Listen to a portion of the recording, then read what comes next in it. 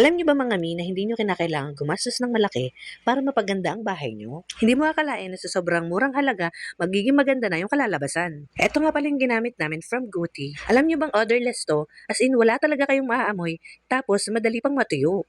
Environment friendly nga pala to, kaya kahit may mga bata kayo sa bahay, safe na safe siya. Eto nga pala yung itsura before. Ayan yung pintuan natin kung makikita nyo. Syempre dahil nagtitipid tayo mga mi, tayo na lang ang gagawa. DIY, di ba?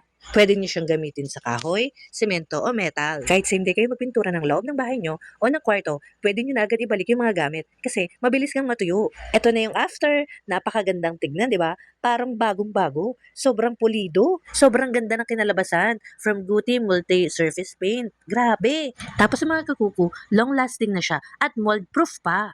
Sobrang ganda nito mga kakuku, sobrang worth it talaga. Color gray nga pala yung ginamit namin dito. Kaya sa mga gusto mag-order nito, click the yellow basket.